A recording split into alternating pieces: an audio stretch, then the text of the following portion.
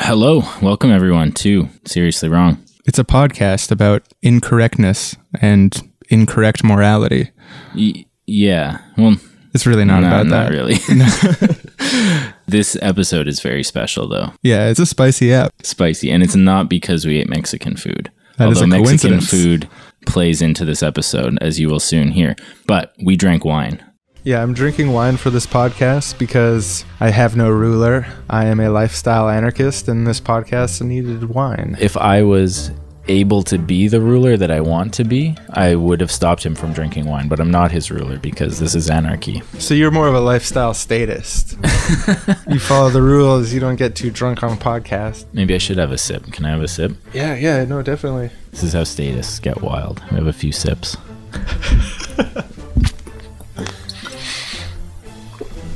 I'm drinking wine because most anarchists that I know that I've met were drunk at the time.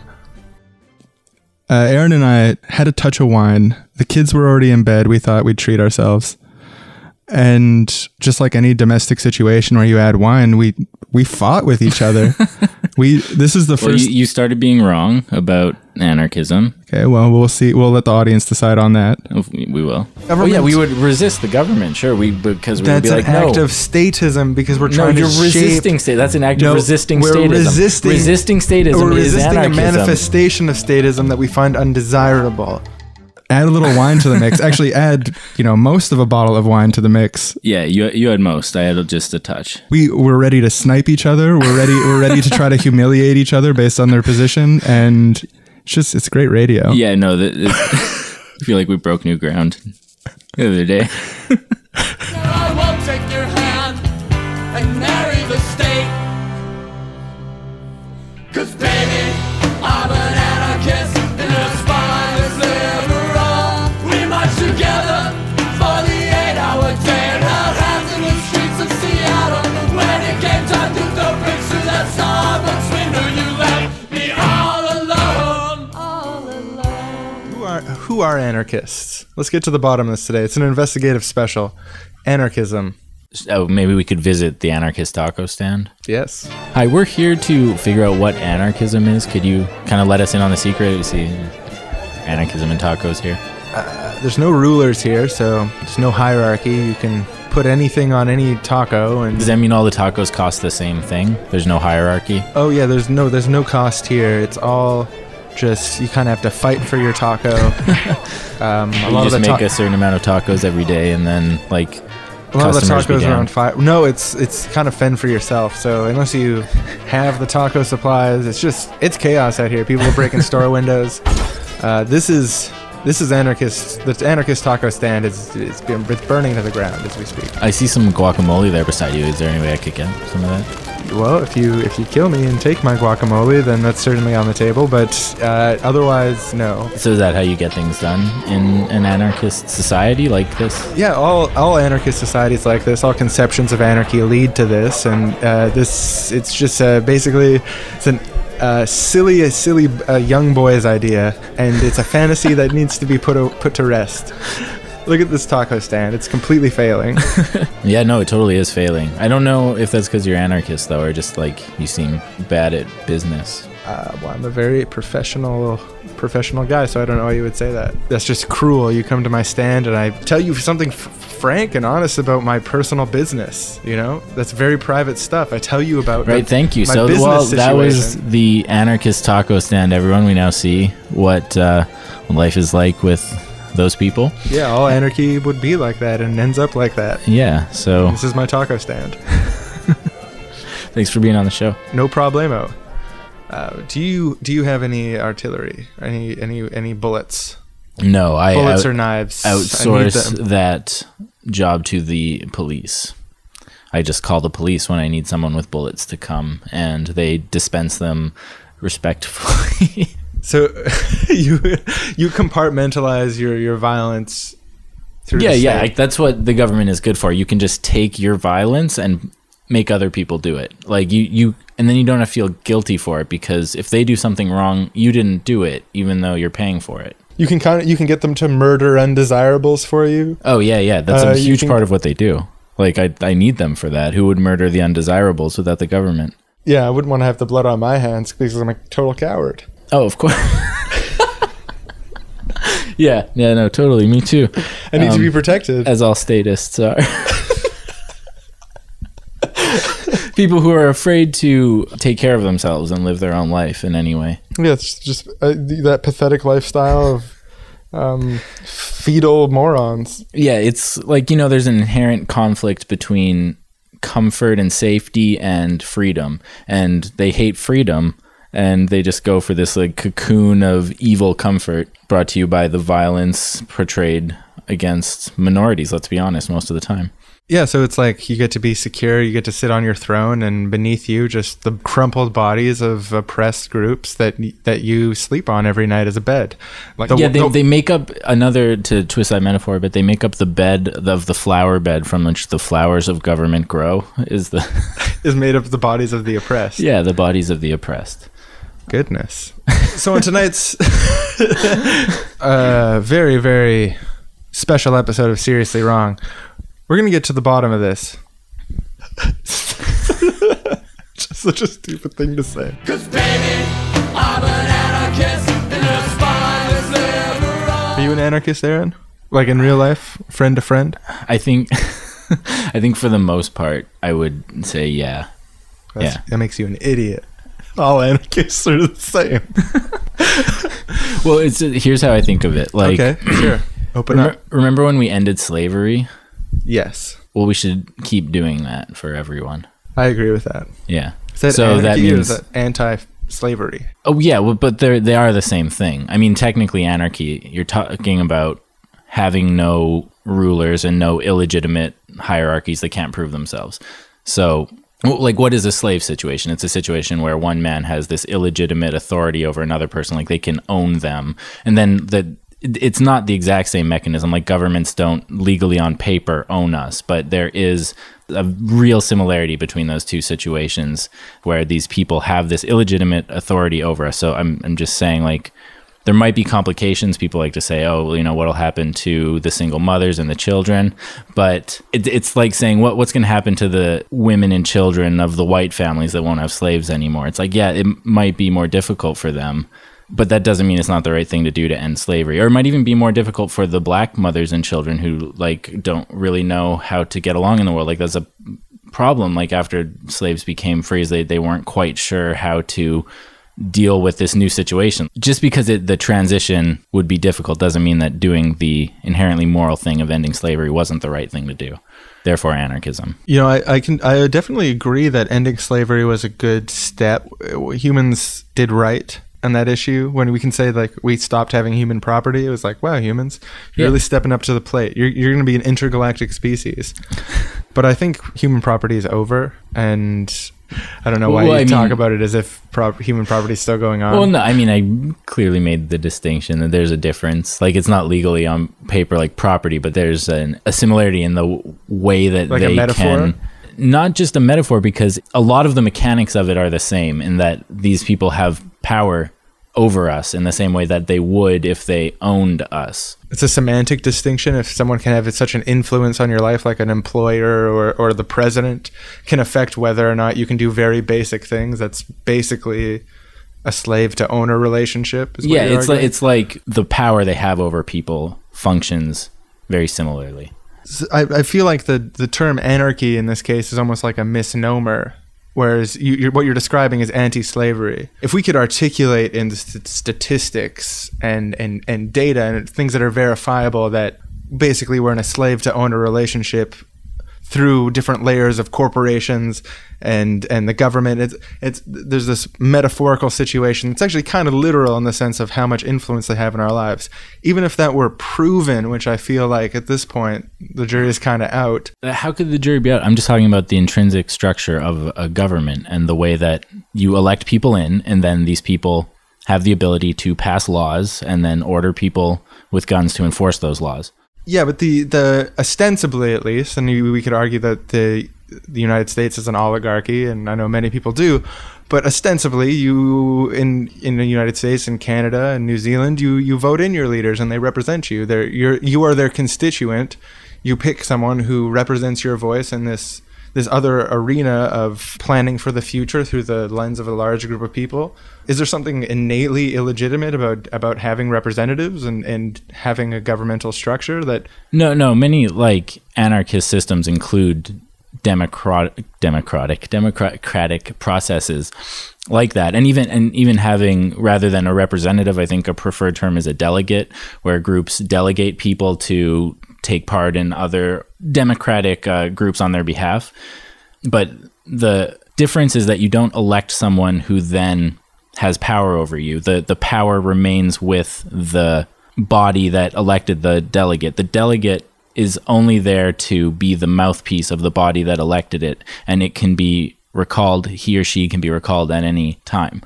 So I think to the extent that a government system that we're talking about actually responds to the people and doesn't infringe with the liberty of the people and allows the people to actively actually participate in meaningful ways and in ways that flower up from the bottom rather than impose down from the top, to the extent that it's on the flowering up from the bottom side of that seesaw, it is anarchy and is not statism or government. So you can have like an anarchist government. It would be organization. If the government of Canada, instead of having first past the post elections for representatives for different ridings and then having parliament as it currently was, it had some sort of system that was more bottom up, maybe in addition to or in replacing these existing systems, you could argue that there was an anarchist government, and that wouldn't be a contradiction underneath your framing. Yeah. I mean, I think using the term government there just confuses things, because I think using the term anarchist there confuses things. I mean, this is just pretty like traditional anarchist thought on how a democracy would work. I think a key part of this that would differentiate again from a government is that the ultimate decision-making power for each community rests in that community and not in some central body. Like there can be decisions made with communities working together on certain issues, but there wouldn't be this situation like you have in Canada where things can be imposed down from groups at the top. Nothing from the top, ever. No, nothing imposed down from the top against the will of the people at the bottom. So right to like sort of self-determine themselves and their community. Is there no possibility that in this anarchist utopia that certain municipal groups decide to reinstate slavery? Then what do you do? What do you do as an anarchist? You've got your perfect utopia over here in Vancouver, but for some reason down in Surrey they started taking slaves. They become slavers in Surrey. Like, are you... Well, I mean, to the extent that particular community is practicing slavery, they're not being anarchist anymore. Well, according to your definition of anarchism. Yeah, definitely. But it doesn't... There's no universe... There's nothing top-down about your idea of anarchism. So there's things like anarcho-capitalism that exist, where people make some pretty outrageous arguments about what can be allowed by capitalism and a lack of a government. Like reinstating slavery is something that people literally talk about. Yeah. Well, voluntary slavery. Like if you wanted to, you could sell yourself into slavery for the rest of your life. Yeah, no, I've heard that argument before too. It's not voluntary after a little while, I'm sure. I know, but you signed a contract. Leave? I don't know. I mean, you're signing away your autonomy. Should that be allowed in an anarchist society? Well, I mean, the question of whether it's allowed just frames things back immediately in this sort of government idea where there are certain things that are not allowed across the land, and there's the like government murder, there too, like rape, like torture. Yeah, exactly. Are those? You're saying? Am I pro those things? No, I'm not saying are you pro those things, but how do you deal with that? Because we have an answer under statism. We have an answer of how to deal with that under statism. It's you get the government to do it for you. When you get the police force, they're professionals, right. And maybe the police force, and then the military. To do those things specifically. The corruption of the best is the worst, but having someone with the guns makes sense. Delegating... You say it makes sense, but every time we do it, it doesn't make sense. It doesn't work, and they just end up being the ones killing, murdering, and torturing people. That's like... So those things are going to happen. Your system doesn't stop them from happening. You're talking as if it would stop them from happening, but it doesn't. Do you know what year the plane was invented and the Wright brothers got off the ground? Nope. Yeah, neither do I. But you sound like someone before that being like, all planes are crashing machines. Forever.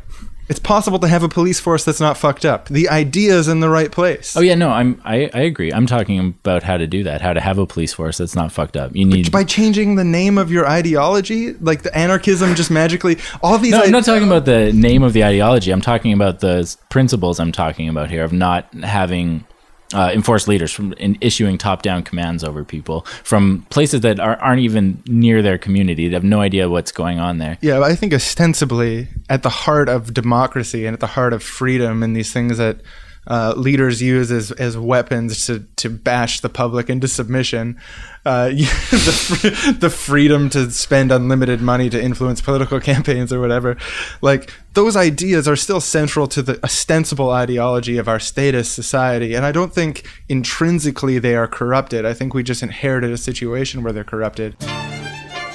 Welcome to Anarcho-Communist Tacos, the only truly anarchist taco stand. Here at Anarcho-Communist Tacos, we live by the principle, from each according to their production of tacos and to each according to their hunger for tacos. Tacos don't truly belong to any one person, nor does our taco kitchen. We own it together as a collective. Our taco recipe is determined by horizontal direct democracy.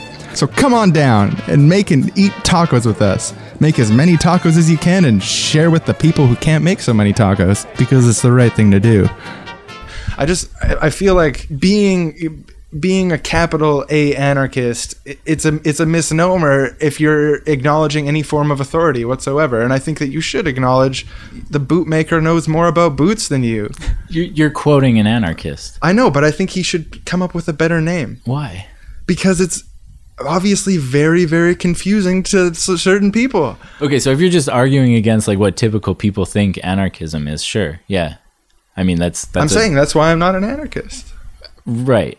So you actually are an anarchist, but you just don't want to use the word anarchist because it has bad PR? I mean, that's a totally valid choice. No, that's very prescriptive of you, because saying that I'm an anarchist because I agree with some of the things that anarchists say, and then it's okay, because it just seemed to me kind of like being like, oh yeah, no, I believe in gender equality, but I'm not a feminist, because there are those crazy feminists out there who say these things I don't agree with. But yet there's nothing magical about the name. There's nothing magical about the name anarchism, and there's nothing magical about the name feminism. It's what you represent. And if me going into a boardroom and saying, hello, I'm an anarchist feminist, let me tell you about some of my ideas, there's going to be some ears that shut down. And that's like, we can say those people suck if we want to, but it ultimately, maybe they don't suck. Maybe they're just kind of trained. You know? Yeah, totally. I'm not putting anarchist on my resume? bio. Yeah, or my resume. And I'm not going to bring it up in situations where I don't feel like it would benefit me to bring it up in the moment. But yeah, I don't hate anarchists. Don't get me wrong. I'm not. When I said anarchists are stupid, that's the wine talking. That's the anarchism talking. You know, it's just a coincidence I started drinking this wine, but I feel like it really metaphorically it connects with a populist idea on what anarchism means. The folk wisdom on anarchism is not be nice to each other. You know, the folk wisdom on anarchism is really not smash windows. Fuck yeah. Yeah, well, totally. They call the black bloc in the media. They'll just say anarchist did blank. Yeah, you know, like yeah, totally. And so we've got obviously the anarchist community, which I consider myself a part of. We've got long elaborations, you know, why we can break these windows and how great it is. Support of property damage comes into two main camps of anarchist thought. The first is diversity of tactics, which is the idea that there's no single direct way to make change and that diverse strategies are needed to overthrow bad systems. So even if a lot of anarchists don't necessarily directly support property damage, they don't want to rule it out. They think that by ruling it out, we decrease the chances of success. Sure, yeah, like it's possible for the ends to justify the means. Yes, and that's the second argument, basically, is the distinction between nonviolence versus anti-violence. Nonviolence is the belief, is kind of a virtue ethics belief in never escalating to violence as a person. The nonviolent stance is that it's an important kind of ideological grounding that as people trying to change the world for the better, they should never themselves be involved in violence because violence is abhorrent. That's sort of like the Gandhi-esque, like just sit there and let them beat us and shoot us. Yeah. And so anti-violence is the idea that the system itself is violent. And so violence against a violent system is different than violence in general. And that by being nonviolent, you're basically submitting to violence. Probably even like encouraging the violence to continue, like you're not fighting it. So the you can't be neutral on a moving train argument, Howard's in. Here's a quote from Malcolm X that I really like on this subject. He said, "Nonviolence is fine as long as it works." Yeah. Very pragmatic. And it's hard to argue with that. I mean, if you're being enslaved or something, or like if aliens show up on spaceships and start rounding up humans into camps, the Gandhian principle of nonviolence might go out the window pretty fast in the way that we look at the situation. You know, like if it's fight or be enslaved or something, it's not like, you know, holding hands and singing "We Will Overcome" is not going to stop the alien overlords. They might just be like, oh, that's so pretty. Yeah, they might be touched, and their glands will start getting moist. Their little alien hearts just swell 3 sizes. Which is part of their biology. It's not a sign that they've actually, when their hearts swell, that's just them breathing. It's not. Yeah, no, that actually means that they're getting impatient and angry. Yeah, no, I agree. The black bloc connection, the property damage connection, all that stuff is fairly damaging to the image of anarchism in general in the public. When I've made points like that, people have often said things to me like, oh, so like you're siding with the police and the businesses rather than siding with the people. And I see the validity to that argument, but I think in a lot of contexts, like for example, at an Occupy event, if you break Starbucks windows at what is ostensibly a nonviolent event, and then you're then increasing a sphere of criminality to other people by associating with you. I think not being able to criticize that is counterproductive to the movement. It just doesn't speak to me, the like breaking Starbucks windows thing. The Starbucks can just replace the window, and the people who have to clean that up and fix it are just people working at Starbucks who don't give a shit about Starbucks for the most part. People who break windows are job creators, in the same way that graffiti artists are job creators, or petty vandals are job creators. And murderers are job creators because detective is a job and police officer is a job. So all criminals are job creators. That's my point. Yeah. Job creation sucks. It's not good. Well, I feel leisure like creators. Yeah. Yeah. I want to vote for politicians who are leisure creators. Oh, yeah. That's dope. Or maybe like anarchist organizers who are leisure creators, because politicians just inherently corrupt and wrong. Of course. I'm sure in your reality tunnel there's all sorts of weird ideas like that. Welcome to Anarcho-Feminist Tacos, the only truly anarchist taco stand. Here at Anarcho-Feminist Tacos, we believe that the struggle against patriarchal, male-dominated taco culture is synonymous with the struggle for tacos. Our taco stand prioritizes the taco needs of women, genderqueer, and oppressed peoples because it's easy for white, cisgender males to get tacos at any other stand. We're often criticized by so-called taco equalists who believe it's wrong for us to prioritize the taco needs of some above others, but we think those people are absolute shitlords. As long as we live in a society that distributes tacos unequally, anarcho-feminist tacos will prioritize those in need. I'm not pro breaking windows. Really? Yeah, I'm not pro property destruction as a tactic in general. Myself, I mean, it's not part of my anarchism. It is part of my statism. I think it's a way as a statist. It's a way to show that the value of things is property. It's a way of really asserting that value is physical, and that we have the power to take away value if you don't give us our value that we deserve. The anarchist message.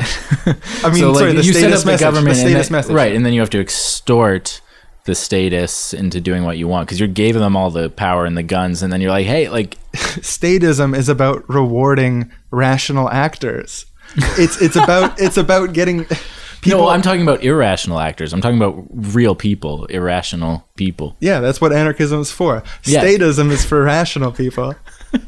I mean, that's kind of true, but like it has this like gross mechanistic rationality behind it where it's like thinks it can turn everyone into cogs of this statist machine, but it actually can't. And we're actually all unique, beautiful flowers. And that's why we need anarchism. See, I don't want to conflate statism and capitalism because the two are different. And I want to be clear that I support statism. I support the Chinese state. I support the Russian state. I support states. But look, if you're a clever person, you realize that you're in an oppressive Russian regime, an oppressive Saudi Arabian regime. How is it in your self-interest to not be oppressed anymore by that regime or any regime? If it's possible to click out of oppression using positive thinking and say, hey, I'm going to make the best of my Saudi Arabian experience. What are the rules of the game and how can I play within this game?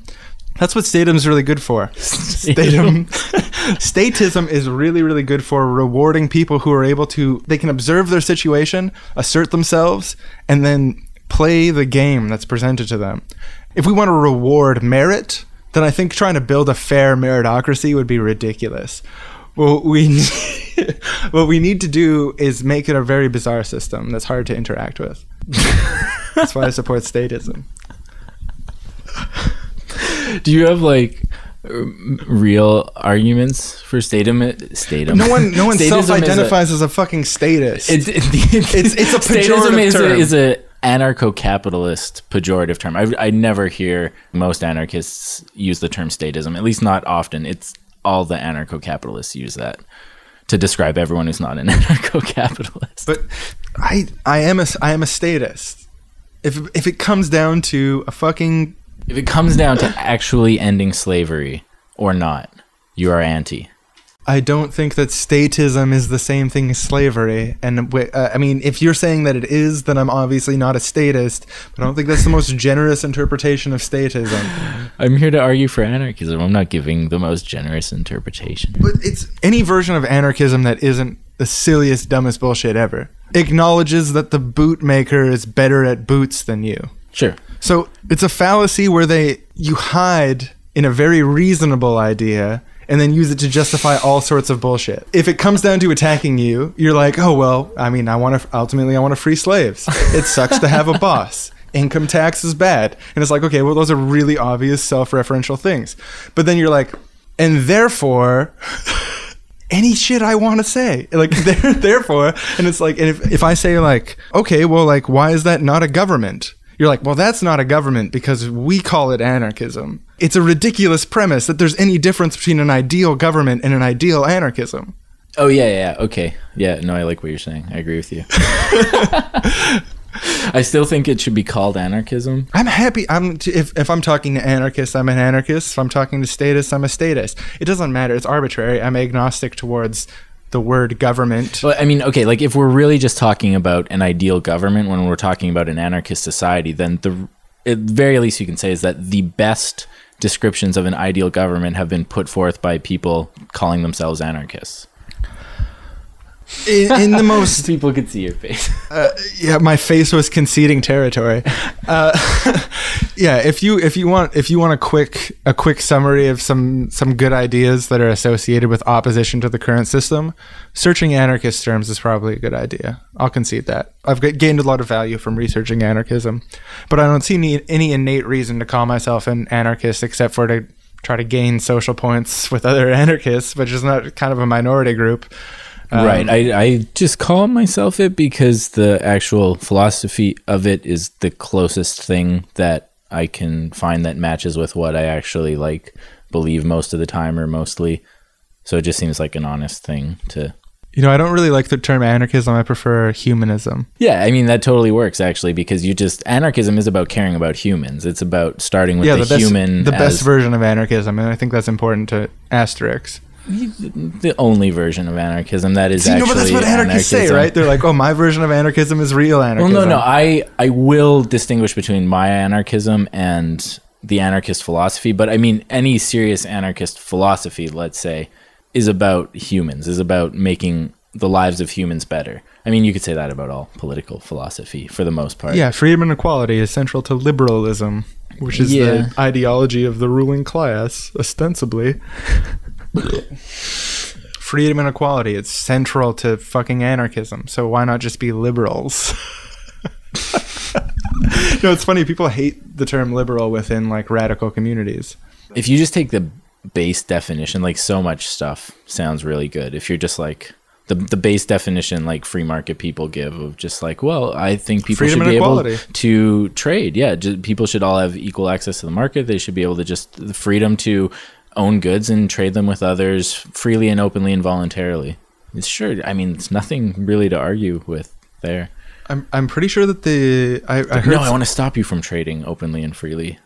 When Adam Smith released his book, it was smart. It was a really good idea. We should stop limiting trade so much. Both, France, if France makes tons of olives, why are we going to make England grow olives? Like, we can just send the olives to them and trade it for their sheep because they got hella sheep. Like, that was the main logical point. It's in my interest to give up some of my sheep because of marginal utility.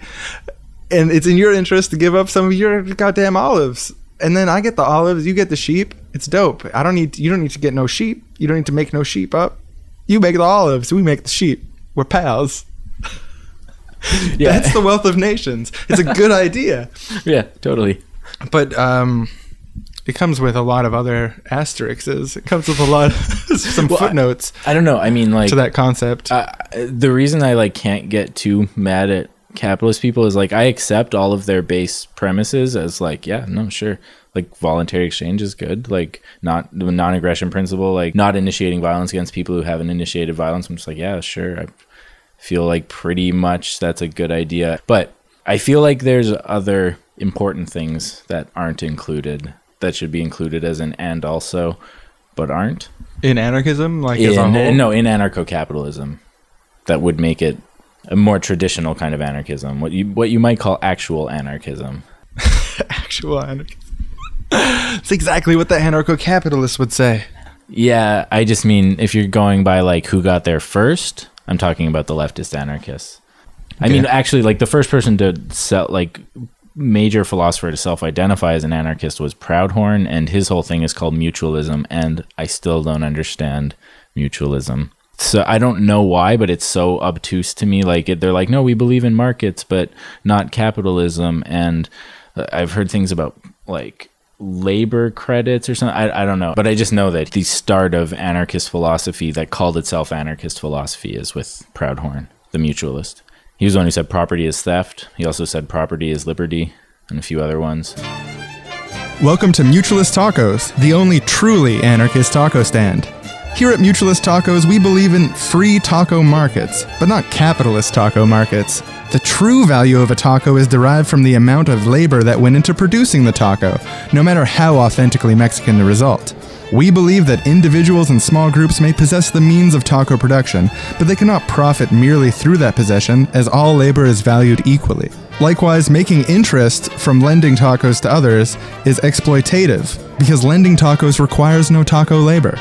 We synthesize the liberties of taco ownership in communist taco theory.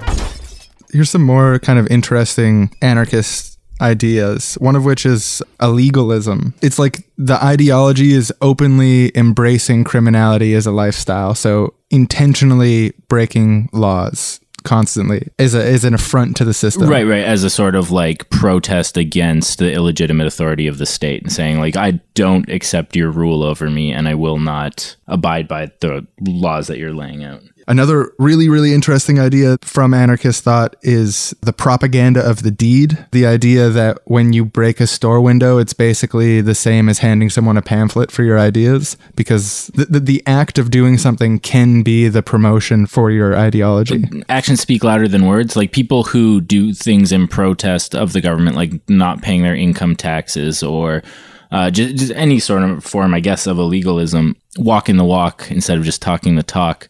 Although illegalism, there's some illegal things that I am totally in favor of doing and some that I'm not.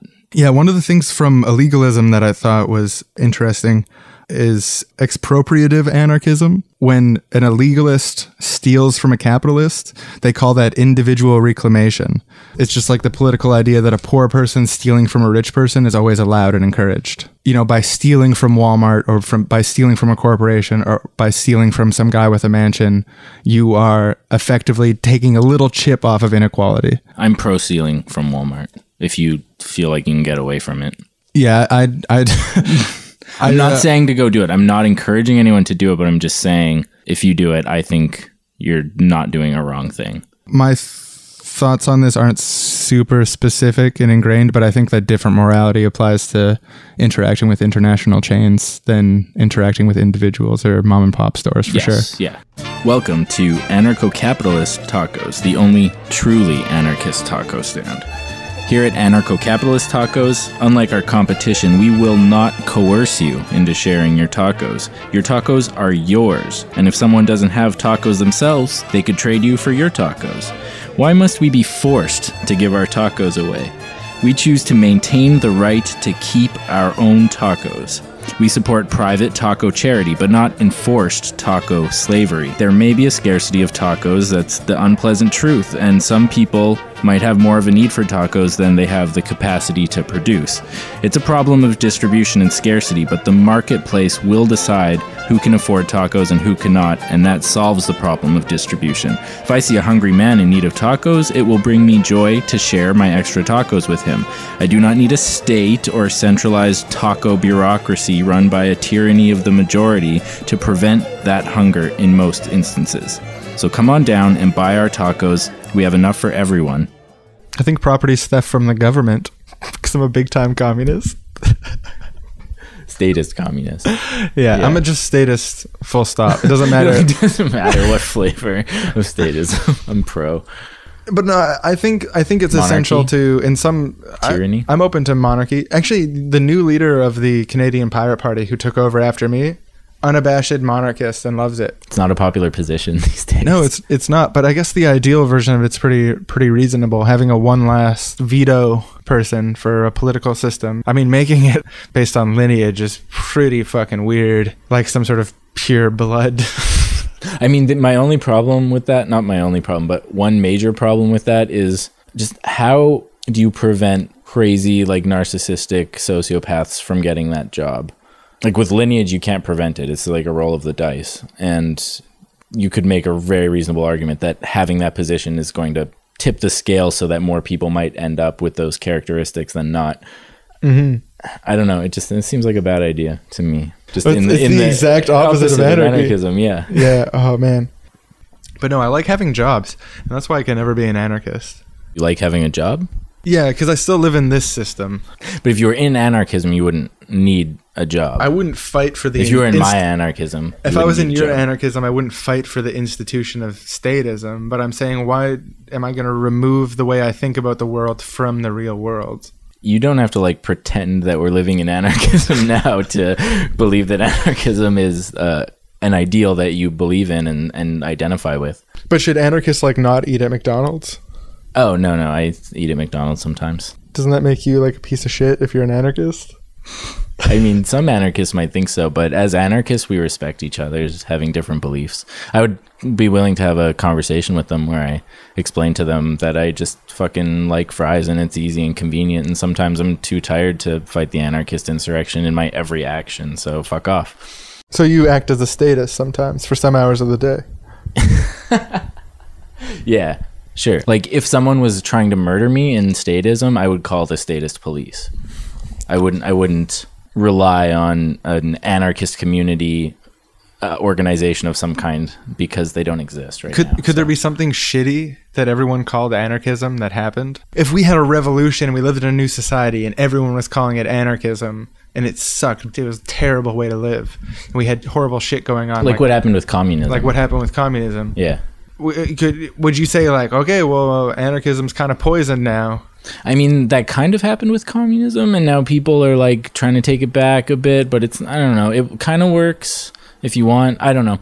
It's a good point. I mean, you might at that point want to make up a new name for it and be like, oh, it's based on like more traditional anarchist thought and not this. Like, if you're not acknowledging that, I feel like it sounds kind of stupid to be like, oh, I came up with this brand new thing. And then everyone will be like, oh, you mean anarchism?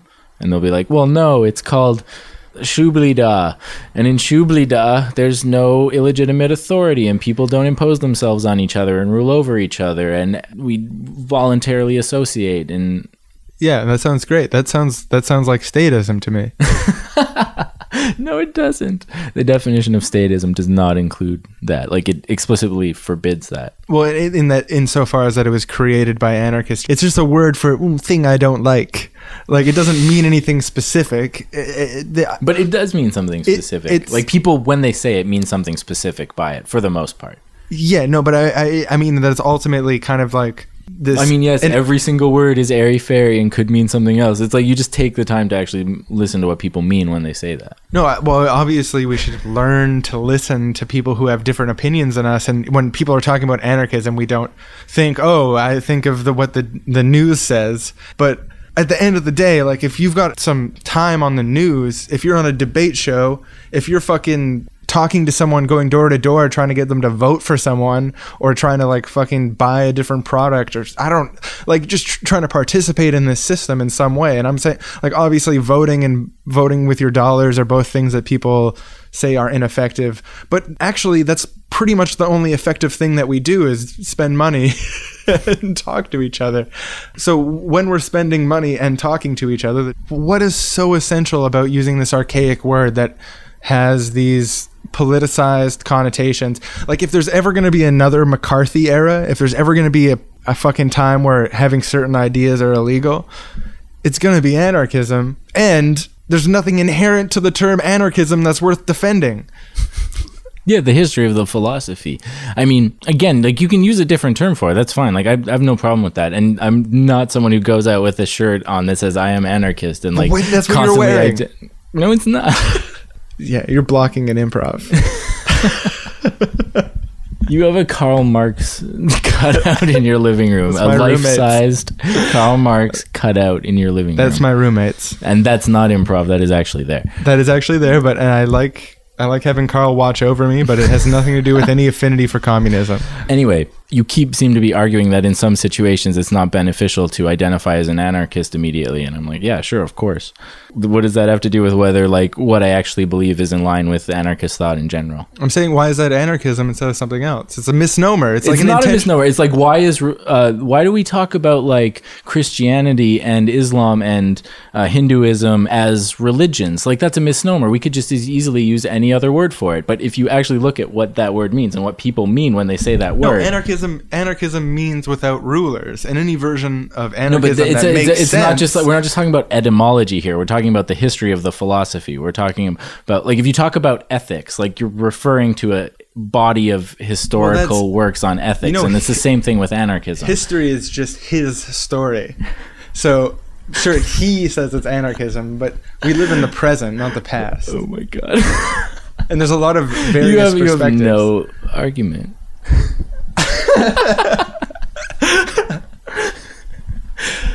Like, when you're talking to grandma. Yes, she has Alzheimer's.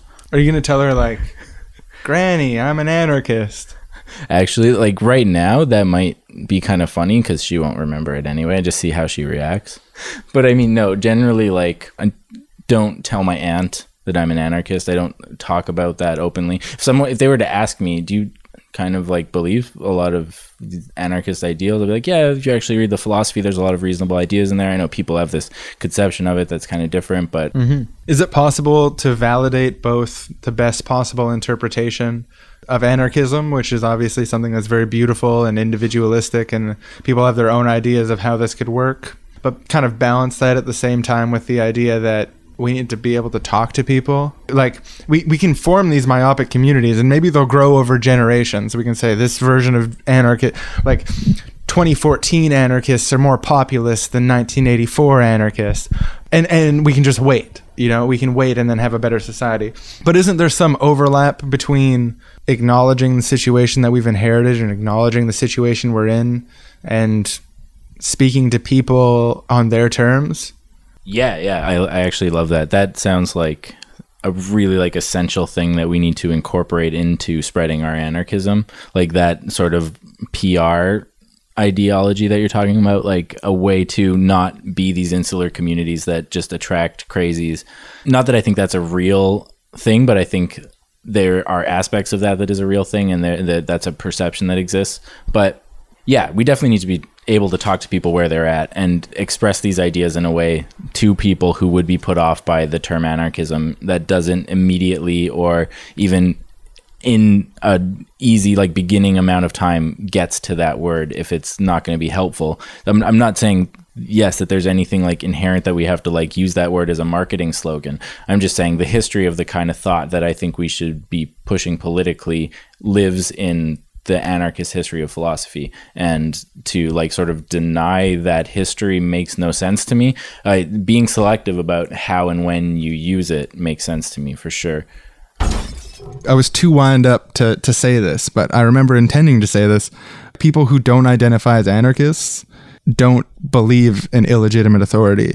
No one is like, I love illegitimate authority. Like, illegitimate authority is my shit. Yeah, they're not consciously thinking that. But if you're supporting like our current governmental systems, you are supporting illegitimate authority structures. A lot of people believe that just like the action of having an election gives them authority. And you and I can see how that's like there's a lot of distorting effects with money and the first past the post electoral system, voter disenfranchisement and stuff that distorts results in a certain direction, how it's less legitimate than it ought to be. But I think there's a lot of competent non-anarchists who understand that democracy can be improved without it being on some sort of metric of anarchism. I mean, it could be improved, sure. I mean, it could run better. You could have benevolent people in the positions of illegitimate authority, or you could have more accountability. You could reduce their authority in a way that would be beneficial. But if the way that they're elected is bottom up, that's an anarchist process to you. Yeah, as long as then they don't have top-down control. Like their role is just as a representative or a delegate and not as a issuer of edicts in any way. They don't have power. The emotional point that you're making comes from the idea of some man on a throne making choices that directly affect individuals. But the reason that you would have a government is to create the incentives and the structures of society, ideally. There's not much to do at the top level in a truly bottom-up system. Like, most of the decisions are going to be made at the community level. That's where the power lies. And no matter what any other group is saying, nobody can tell you what your community is going to be doing. But you understand that that's completely incompatible with our current society? Yes. Yeah, exactly. Okay, yeah. Okay, then we can just agree.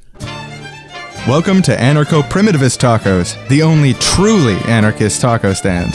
Here at Primitivist Tacos, we believe in raising awareness about the true costs of industrial taco production, and we believe that tacos should only be produced to the extent that they can be without industrialism or agriculture. Our taco shells are tough and made from wild corn, but the ecosystems from which we forage our taco ingredients are pristine. We only make enough tacos to support our small roving community because we respect and live in a mutually beneficial relationship with the lands we inhabit. Tacos aren't inherent to nature, they're a construct.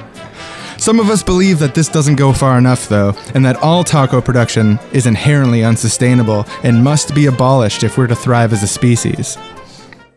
You know, this is definitely... I've got some points of agreement with anarchists, and I just want to lay them out right now. I'm not an anarchist in any way, and anyone who says that about me is, you know, speaking out both sides of their mouth. They're a snake, and you should watch out for them. I'm not an anarchist, but I strongly believe, as a statist, in questioning authority. I strongly believe in questioning hierarchy of all kinds, especially illegitimate hierarchy. I dislike class-divided society, and I believe in the innate good of humanity and the capacity to benefit each other through mutual aid and build a collaborative, beautiful society that's not oppressive and doesn't hurt anyone. But I'm absolutely not an anarchist. I'm a statist, and I believe that the best way to do that is to reform existing systems. There's no need to bring anarchism abstractly into the mix. We already have the words humanism, feminism, we have the word environmentalism. These are all, like, why bring anarchism into it? But I'm not an anarchist, but I believe in those things. I still have extremely positive feelings towards the idea of democratic self-governance. And you mean, I think there's another word for that called democracy. Anarchism. democracy. Yeah. Don't try to take that. Well, no, democracy is like it's an It was essential invented part. by anarchists. Democracy was invented by anarchists. No. It was invented by totalitarians. That's ridiculous. That's like Well, a ridiculous thing to say. No. I mean, That's so as crazy. a political system, like all I mean is it was invented by people who lived in totalitarian regimes.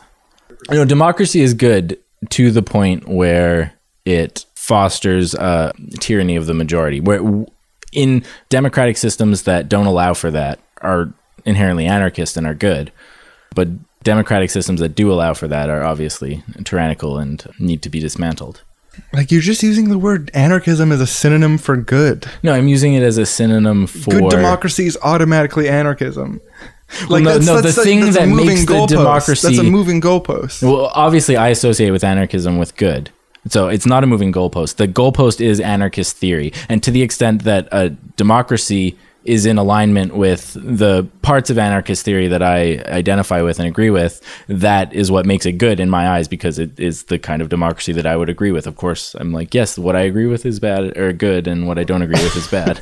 If a philosopher doesn't mention anarchy but touches on some of the same subjects that you've influenced in the good version of anarchism, Oh yeah, that's a good way to spread anarchism covertly. I appreciate that. it's interesting that you've decided that anarchism is the name for the thing at the heart of it. Yeah. Like in the world of forms, the ideal, the thing you're pushing towards. Yeah. It's called anarchism to you, and it's called anarchism to thousands of other people. You know? Is thousands like a subtle jab at how few people are anarchists? Well, it could be, but it's also pretty. It's Not tens of thousands or hundreds of thousands or millions, 9,000. even. It's just like 9,050 is just tops. thousands. Yeah, there's people. There's 7,000 people. You're all friends on Facebook, so you think there's more of you, but that's it. That wasn't my intent, but I stand by the pejorative interpretation of what I said. But we do need to talk to the outside world, and there's an anarchist idea called platformism, which is the idea of having basically anarchist associations who believe in these central premises of good anarchism. You organize in private to influence public institutions. Rather than becoming a public institution per se, you intentionally try to speak to different audiences, like push clerical groups, mothers groups, whatever that you can find. Try to push it in your direction of what your ideal of anarchism is. Is there anything essential to calling the ideal society anarchism? No, it's silly. It's silly to essentialize that. I don't think anarchism itself is silly. I don't think anarchists themselves are silly. I don't think defining yourself as an anarchist is silly. But I think outgrouping people who don't is silly. And I think totally. I not agree being a with you. platformist, silly. Sure, yeah, it's all totally awesome, reasonable stuff. I agree with you. Okay, I take back everything I said because you agreed with it, and you're an anarchist scum. No, I'm actually an anarchist angel. That's what we call ourselves. That's the term in the community. We float around on wings of fairy dust, and we touch people with our anarchist wands and just spread anarchism like pixie dust into the hearts of little boys and girls. Okay, but so what's the heart of good anarchism, whatever that is? If you want to know what I would say the heart is the dismantling of illegitimate authority structures. I agree with that. I would call it the dismantling of illegitimate authority structures and not anarchism, but I mean, it's just a lot more words. It's like saying I would call it the fermented grape juice in oak barrels and then transferred to a bottle and sold is at that a a shot liquor about my store. wine drinking? Is that a shot about my wine? It's just pointing out wine is a lot easier to saying I say drink than all too those much wine? things. No, I think you drink the perfect amount of wine. Thank you. But can't you dismantle illegitimate authority figures under capitalism? Yeah, totally. So that would be an anarchist action to you. Yeah. I support that. I support you and your friends doing that under the little banner that says anarchism. The little bit. It's a tiny banner. Let's be real. What's the majority of people think about the world? What do the majority of people think about the world? If you came at them with anarchist ideas and talked to them about them in a reasonable way, the majority of people are anarchists and would agree with it. If you came at them out of nowhere with the label, they would probably be confused about what it means. So anarchism isn't really any one thing, though. Yeah, I mean, I wouldn't say that it could equally be a wine bottle or something, or any like random floating term you have, but trying to attack my wine drinking again. That's very, very ad hominem. Okay. I'm just saying there is a difference between what the term capitalism applies to and what the term anarchism applies to, and there's a broad spectrum under both of those umbrellas, and even a little bit of overlap. But that overlap is hot shit, except for anarcho-capitalism. Oh, that's the overlap I was talking about. What are you talking about? Oh yeah, I guess there's like there's aspects of like what you might think of as capitalism that I would even think would fit under left anarchism. Is that what you were talking about? Yeah, for sure. I don't dislike anarcho-capitalists. Yeah, neither do I. They're beautiful people who mean. Well, I mean, actually, there are a lot of them specifically that I dislike and disagree with their take on anarcho-capitalism. Don't let other people's opinions get you down, bud. Other people's opinions is always going to be its own kind of thing. Thanks for the wisdom. That's whiz. It's wine wisdom. A wine whiz. So yeah, the etymology of anarchy is an without archy, rulers. Yes. Without rulers. Without rulers. Not without rules, incidentally. People are down for rules and organization. And, but isn't the bootmaker the ruler of boots? I think they mean ruler in a sort of the more broad sense of like a ruler who potentially has the power to tell you to do anything that he wants to do. Mm-hmm. The bootmaker can be like, I'm not going to make a boot for you because I think you're a dick. So a ruler and authority have different connotations. Like ruler is more illegitimate. Yeah. Whereas like you can be an authority on the issue of frogs.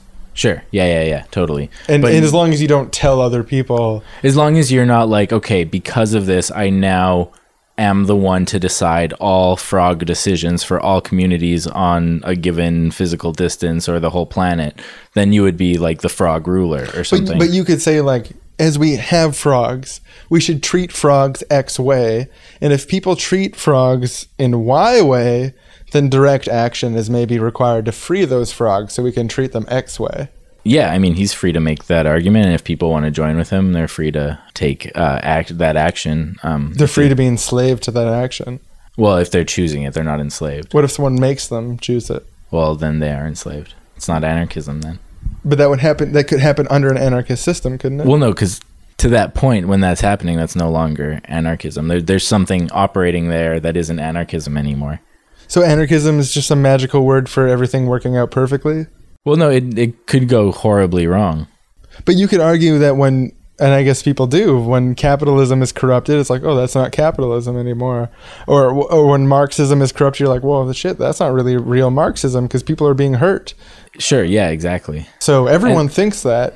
And statists, they're not a real group, they're a pejorative term. But statists think that. They're like, well, that's not real. Corruption's not real statism. Totally. They would have like benevolent rulers. Like the ideal of statism is you somehow create a system by which your rulers always do the right thing and are like supermen in a sense. Like they, for some reason, are better than everyone else, and so therefore have power over them. No, I don't think that's I think that's well, that's even the narrative in like our democracy right now. Like we're gonna elect like these exceptional people who just they're better than everyone else and they have the ability to run a city. Like Gregor Robertson is just amazing. That would actually be a clever narrative if we were trying to pick. No, that's the underlying psychology. No, we're not that's trying actually part of it. No, like what do you think happened with like Obama and like what's happening even with Justin Trudeau here? People are like, oh, he's amazing. He's just like the other Trudeau. He's the Superman we've been waiting for who can actually do the thing that nobody can actually do and tell a whole country what to do and be good at it. People don't see it that way. People see it way more cynically than that. And I think that's like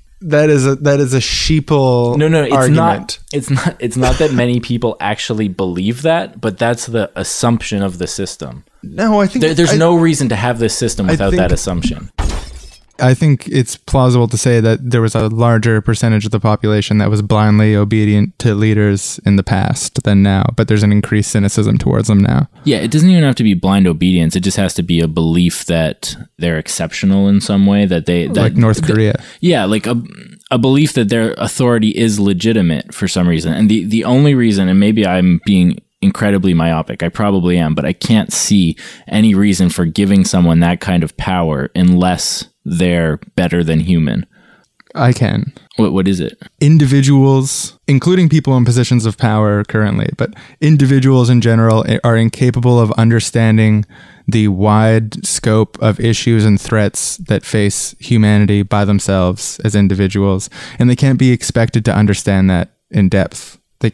We can't expect neighborhood councils to have expertise on every subject that a group of aligned communities might have to deal with. Imagine right. So you're saying individuals can't have all that information. So why are we putting individuals in a place of authority over because all these decisions? They're a proxy for groups. As an elected politician, I'm not a proxy for, ideally, within my conception of it at least, I'm not a proxy for every individual equally because some people have obscenely stupid ideas. I'm a proxy for the best legitimate authority on various ideas that I represent. So how do you determine that?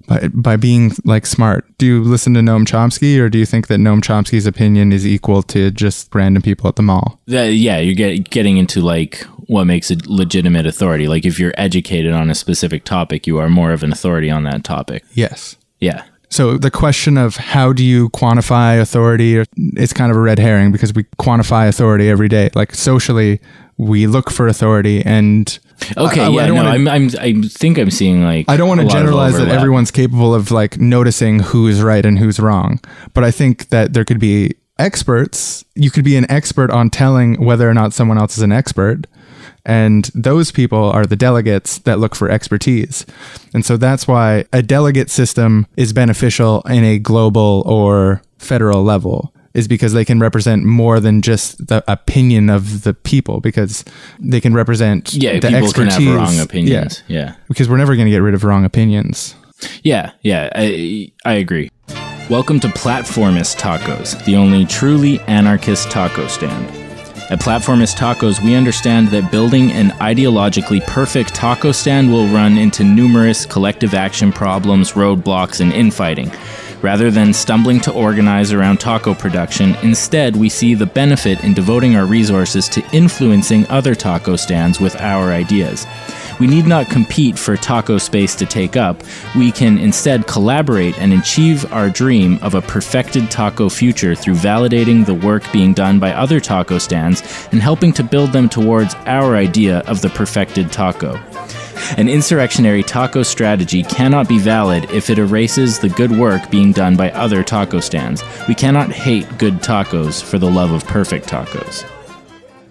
No, I think the assumption is that they're human beings like us, but there's money in making them out to be like us, and so they have to pretend that they're not. So it's not innate to the. It has to do with the marriage between media and political culture, where appearing as a real human can cost you or gain you political points. So everyone wants to show their hand as a real human in very specific ways, but hide that they're a real human in other ways, so it distorts their behavior. So you pick up this illegitimacy in the way they behave, but many of them actually intend the best. Actually, I'd say majority of them believe what they're doing is right. I agree with that. And they're essentially anarchists, according to your very broad definition of meaning well. No, because like they're ruling over people. Like they're representing constituents, but they're not actually doing that. Ruling over people. The system is designed in such a way that that's not where the ultimate. That's not where the locus of control is. It doesn't exist on the level of individual members of the community. It exists up the hierarchy. Yeah. And yes, I emailed Noam Chomsky and I asked Noam Chomsky, should we lower the voting age? And he said, well, the United States is an oligarchy and you're just going to create another class of ineffectual, marginalized voters, which I think is a cynical perspective. And I don't agree with Noam Chomsky, who is a hero of mine. He responded to me and said something I disagree with. I'm not going to argue with him. Should I argue with him? That'd be kind of dope. It's like I had an argument with Noam Chomsky. It's not, but maybe he just won't respond. He's busy. I respect him. I want him to do what he's doing. Yeah. But I disagree. I think lowering the voting age is good. Yeah. You want to have more marginalized voters. Yeah. Yeah, I just want to specify that when I say it's good to have disenfranchised voters, I'm not being sarcastic. What I mean to say is that it's good to have more disenfranchised voters versus having more disenfranchised people. Like the logic of Noam Chomsky's statement says, basically, we shouldn't bother giving women the vote. We shouldn't bother giving oppressed minorities who didn't have the vote, because it's just going to create more people who don't affect the system. But by having they're already not affecting the system exactly by being a non-voter. So by making it, there are more people who don't affect the system that ostensibly should affect the system, we can create the critical mass of a public opinion that can shift that. Yeah. No, That's my point against Noam. That's my point against Chom Chom, even though I love him deeply. I love him like a father. I love him like a stepfather. Welcome to Anarcho-Syndicalist Tacos, the only truly anarchist taco stand. Here at Anarcho-Syndicalist Tacos, we eschew high-minded taco philosophies in favor of a real taco strategy for organizing taco workers into confederations and taco syndicates. Taco worker self-management is essential if we're going to subvert the ends of the current oppressive capitalist taco industry. We believe that all tacos should be produced in democratic work environments, which may freely associate into decentralized federations. Through this, the workers can gain control over the entire taco economy. We can shape it in a way that maximizes both liberty and the social good. But I mean, here's the basics of anarchism, and I gotta say I agree with them, although I'm not an anarchist. The state, in quotations, the state, as in the collection of governments and power structures around the world, they are often unnecessary or harmful. Do you agree? Do you think that? Yeah. I think that too. Sure. I'm not an anarchist. Often the government will hurt more than it helps. Do you agree with that? Yeah, totally. And even when it helps more than it hurts, like if, say there was a particular slave owner who was really good to his slaves, like they lived a life better than most free people. I support that. That should be allowed. It's still wrong morally that they have that control over those people, even if they treat them really well and those people love them and don't want to leave the plantation after they get freed, which actually happened. A lot of slaves were just like, I don't want to go somewhere else. I live here. I think that's better than a system where you're ostensibly free but indebted to other situations. Anarchists also generally have an opposition to hierarchies and class structure. Well, yeah, generally. Not anarcho-capitalists so much. They like to defend hierarchy if it's voluntary, but I think I like to use the term legitimate, and voluntary is one aspect of what makes a hierarchy legitimate, but there are also other ones. Sure, I can agree with every part of that except for the title. Anarchists question and generally reject authority. Yeah, they will reject authority a lot more often than other people. But you proudly accept the authority of Kropotkin. Hypocrite. It's not even true. I've never even read Kropotkin. Oh, then you're a fake anarchist. You don't even read Kropotkin. I've never read Kropotkin. I've never read Bakunin or Proudhorn, Emma Goldman. I just list the anarchist thinker. I've probably never read it. Well, I'll lend you my Kropotkin book. I read it and then I debunked it, and then I was done with anarchism. I've read some Bookchin. Bookchin's great. He's one of my favorite non-anarchist thinkers. Oh yeah, in his book Post-Scarcity Anarchism, where he describes the anarchism. It's a fictional book. It's a fictional book. He's saying what if. He's daring to dream. That doesn't make him an anarchist. As someone who hasn't read any anarchism whatsoever, I've just read synopsises. I really dig Bookchin. I really dig post-scarcity anarchism and libertarian municipalism. Welcome to Post-Scarcity Anarchist Tacos, the only truly anarchist taco stand. Our tacos are made by robots. We have enough tacos for everybody to be full forever, anytime. There's no need to fight over distribution of tacos. Everybody has access to our tacos. We don't want to coerce people into working for tacos, and we don't want to coerce people into giving up the tacos they've made either. We don't have to, because it only takes a small group of volunteers to maintain our taco-making robots. And we project that we will continue having enough tacos for you, me, the hungry, the disabled, everyone, forever. Free tacos made by robots. And the idea of criticizing a lifestyle anarchism, which is basically anarcho-consumerism. Yeah, the problem I have with that lifestyle anarchism thing is that some of the people he specifically criticized as lifestyle anarchists, I am in favor of in general. So I'm like, it doesn't speak to me as much. Specifically, I will mention Bob Black, who essay, The Abolition of Work, I made a video of called Workers of the World Relax. That is one of the people that was specifically criticized as a lifestyle anarchist by Murray Bookchin. As I said, I haven't read the essays. Yeah, I just came across this reading about Bob Black a little bit, so. That's why that's how we became Facebook friends. In 2012, 2013, I saw this video shared on Facebook that was The Workers of the World Relax. That was you reading from Bob Black's work. Yeah, an abridged version of the essay. And I loved the video, so I added you on Facebook because someone was like, my friend made this. And then, we meet at Café du Soleil on Commercial Drive. We're having these conversations. We met each other one time. We're already hugging goodbye, saying, we're going to make a podcast. Then the universe did it. Now we're here. We got podcasts. Yeah, in an act of perfect, beautiful anarchism, the universe brought us together. I think it was statism that brought us together. No, what do you mean? It was free associations. I freely messaged you. You freely said yes. We freely met at Café du Soleil. That's all allowed under statism. No. You have to ask mommy state for permission and daddy state. That's nonsense. That's absolute nonsense. I won't stand by nonsense like that. Well, I mean, you don't have to in every act, but there's an implicit knowing that if the government decided that we weren't allowed to meet at Café du Soleil anymore, we can't do it because they have all the men with guns.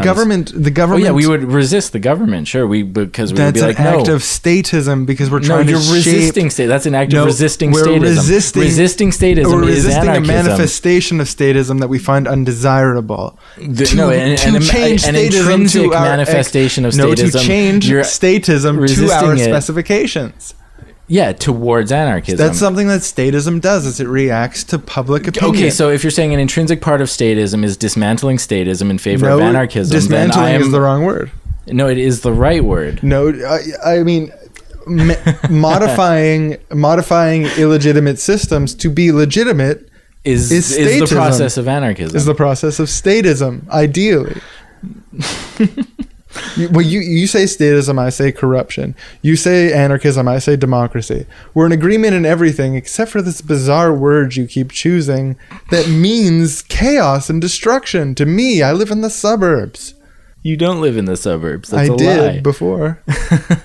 I literally thought anarchism meant something different before I moved into the city. Oh, sure. Yeah, that's why I don't use the term like with your average housewife. You're not going to go door to door being like, hello, I'm with the Anarchist Association. Just hoping you would donate to us so we can dismantle society. Hi there. I'm part of not an association necessarily, but a group of radical individualist anarchists who believe in property destruction. And I was wondering if you'd like to contribute to our property destruction, because as people who only take things apart and don't build anything, we don't make any money, because that's not how this system works. So while we're smashing things, we also want to eat, ideally. And so I was wondering if you would like to help us pay for food and maybe some hotel rooms and some wine while we go out smashing the property of capitalists. No, I'm not. I would never say that to someone. Within anarchism, there's definitely schools of anarchist thought that are very misanthropic. Sure, there's individuals who are misanthropic anarchists. Yes, definitely. But sorry to override you before you even say anything, the actual the ideology the heart of anarchism is inherently pro-anthropic. Yes. Because I agree. What you're saying with statism is that we can't trust anybody, and so we need people with guns who are magically going to be better than the other people that we can't trust, and we need to give them all the power. They're boot makers, and their boots are guns. No, their boots are power over people. Power over people. No, their boots are guns. They understand guns better than you. They understand no. In an anarchist society, you would have people who use the guns. You'd have people who are better at understanding how to use guns and be an authority, ideally. Yeah, so you wouldn't have an inherent overlap of those people, like someone who has authority over everything and someone who has the guns. I don't think anyone has authority over everything. Yeah, it's kind of a straw man. A straw man, yes, exactly. But it points at something real in that there is... So they don't have authority over everything. They have more authority over more things than most people in a lot of ways. Isn't this all just like an imperfect manifestation of anarchism? ostensibly the underlying concepts of anarchism that you argue passionately for, and to great effect. I agree with what you're saying. But aren't these concepts kind of also inherent to our society, which is imperfect? Well, I mean, no. There's really like fundamental things about the way our society works that are just the opposite of what I've been talking about. They are pointed in the opposite direction of what I'm talking about. Name one thing that's not anarchist from this society. I dare you. Federal government power structures that have the ability to impose rules top down over large swaths of like land. Don't murder, don't rape, and don't torture. Yeah, those are some of the good rules they have, and then there's like 10 rules that are really awesome that we'd all want and would be enforced in any community anyway. Well, maybe. Yeah, there's going to be a whole community of people just like, yes, pro-murder here. Yeah. And then all the people who are anti-murder. Has that never happened in human history? And then all the people Has that never happened? Not without statism, but all the people who are anti-murder wouldn't... the idea that... Like a whole community that spontaneously decides, yes, it's just great to randomly murder people with no, like, restrictions on that. No, that doesn't happen. Yeah, what? What are you talking about? When does that happen? How is that essential to statism? How is like without statism there would never ever be murder? Like no. I'm not saying there wouldn't be individual instances of murder. There wouldn't be codified systems of entire communities agreeing that it's okay to just like murder people. For certain people, you don't think? Like there might be a community where someone is disproportionately powerful and people don't organize against them. Like there's a group of people like a criminal gang that takes ad hoc power over a community and isn't challenged because the cost of challenging them is too high and what they're taking is too low. No, well, if you're responding to a group that is initiating force against your community, you're not murdering them. You're defending yourself against their aggression. No, but do you think people don't you think there's a situation where people wouldn't defend themselves? Okay, yeah. Like, so you're talking about like the fosterings of a government, of a state, the beginnings of a government. No, a mafia state is not a state. A market through the barrel of a gun where you're making choices based on the threat of violence. That's not the same as statism. And calling these things... Choices based on the threat of violence. That is statism. No, that's framing. That's framing by very specific people on the internet. Yeah, mostly anarcho-capitalists. Yes. But I like it. I like that framing, and I subscribe to it and agree with it and put it forth as my own. The difference between living in this society where you can really start businesses and so on and many different... Well, I mean, okay. Can I just go back to the mafia thing quickly? Yes. Because I know what you motherfuckers say about... In a statist society that we already had, like if you refer to the historical mafia, they existed under governments. They were basically trying to be a counter government where they could rise up and become the real government. They weren't able to actually do it. They were basically anarchists in defiance of government's rules. No. They were practicing opposition to the state's monopoly on violence. Like even Barack Obama has said, like what the state is basically is a monopoly on violence. And yeah, a monopoly on violence is a fucking good idea. And no, it's not. And what the mafia was trying to do was... Okay, how about an oligopoly of violence? No. Was trying to create their own monopoly on violence in specific areas and specific times. They were trying to compete with the state, with their own little mini state. That's not essential to statecraft. I actually don't know much about the history of the word statecraft. Nor do I. I won't take your hand and marry the state. 'Cause baby, I'm an anarchist in a spineless liberal. We march together for the 8-hour day and held hands in the streets of Seattle. When it came time to throw bricks through that Starbucks window, you left me all alone. So there you have it. Shawn and Aaron don't always 100% agree on everything all the time, semantically. Yeah, we can get very testy over like slight semantic distinctions. But that's what the internet is for, right? Yeah. Yeah, no, it's useful to have these talks. And if you found today's episode useful, you should hit up the contact form on our website and let us know what your favorite part was or what you didn't like about it or what you think about anarchism. What's your version of anarchism or what's your version of non-anarchism? We have a Facebook page. We have a subreddit that you can join. We have a Twitter account that we sometimes use. All those things, if you follow them or join them, you are showing us support, and we appreciate that. Also, if you really like what we're doing, we now have a donation button on the website for the first time. You can use that to make a donation if you see fit. Additionally, one of the biggest things you can do to help us is spread the word about what we're doing. Cherry pick episodes based on, if you think your friend will like a particular one, something that your friend's into or showed interest in. Try to spam the internet with what we're doing so we can reach more ears, because we love doing it and we love getting attention. Yeah, find message boards, Facebook groups, just find communities that you think might be receptive and just slip it in there. Say, hey, I listen to this. It's pretty good. Maybe you should give it a shot. This helps us so much. It's better than a cash donation. It's the most I can ask from you, and so I'm asking it. Well, thanks for listening. We love you deeply and dearly. And just as a free sweepstakes giveaway, anybody who wants a Justin Bieber playing card or a High School Musical playing card, send us an email. I will mail it to you for free. No questions asked, no reason. Just do it for free. It's anarchism. Or alternatively, give us the address of someone else that you want us to mail it to. Oh, yeah, totally. And we'll send them a link to an episode along with it. Because anything goes. Anarchy is real. Yeah, We're the man bottom on of it. anarchism. We're the man on the inside. What's going on with this anarchist stuff?